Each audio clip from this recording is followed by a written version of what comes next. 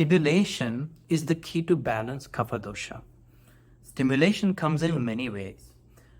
In terms of the day-to-day routines, which is more like your circadian rhythm, which has to do with your internal clock, it is important to go to sleep at a reasonable time between 9 and 11 o'clock because kapha often need a good 8 hours of sleep at least.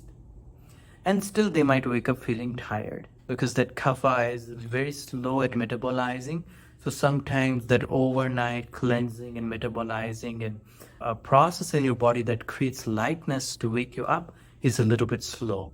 Often clinically, when we work on people's metabolism, they tend to describe to us that they sleeping better and waking up naturally instead of they used to feel sluggish when they woke up. Now, they're surprised that their sleep is better because we worked on their digestion, but it makes sense because what is happening in the night is you're detoxing, cleansing, and your tissues are getting new nourishment. And so that metabolic activity becoming more efficient, your body wakes up feeling fresh and refreshed, and rather than feeling sluggish. But if you tend to feel sluggish, or if you tend to feel like by 2, 3, 4 o'clock that you're feeling down in your energy, it is a good idea to take a 20-minute nap or take a 20-minute yoga nidra, which is lying down in a corpse pose and doing that. Might mean just sit and meditate and do the grounding breathing. Or if you are at work and you have some exercise room, go and lay down on a mat and do the shavasana and yoga nidra and do the grounding breathing. If you're at home, take a real nap.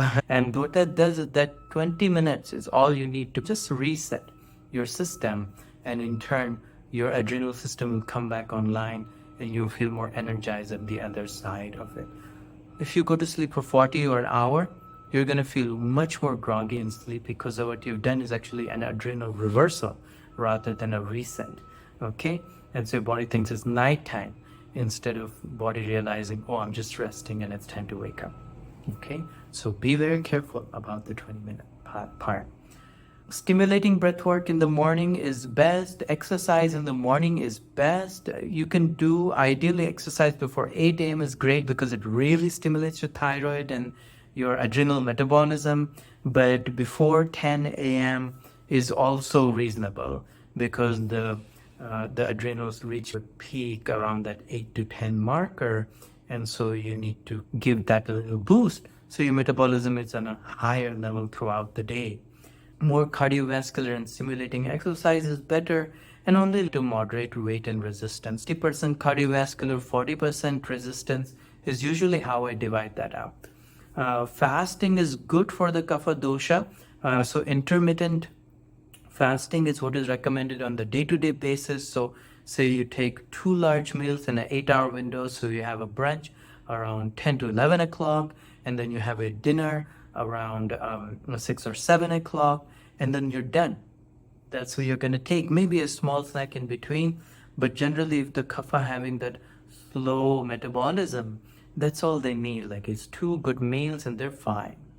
And this way you'll also create a sense of lightness in your body when you wake up, and then a lightness in your body when you go to sleep by doing this kind of a rhythm.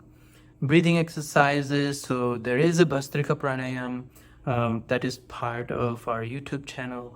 And then if you want Brahmari, that's part of the comprehensive course on pranayama. So you can reach out to us and check that out. Lastly, there is self-care practices. Now, self-care practices for kapha is herbal scrubs.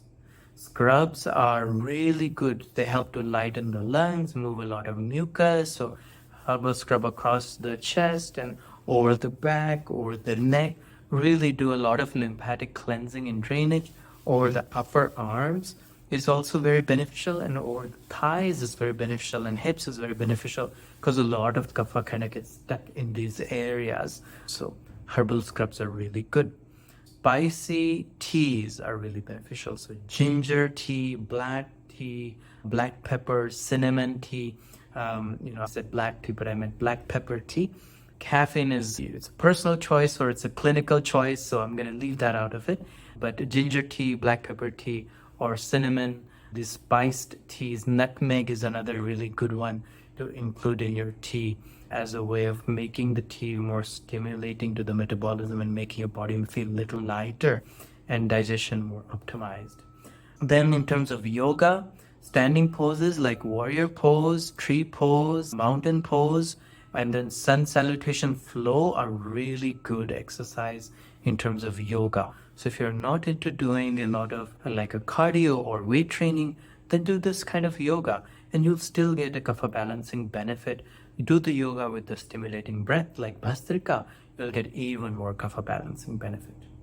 So I hope you find this useful, exciting, and inspiring to adopt Ayurveda into your day-to-day life. If you have more questions, please reach out to us.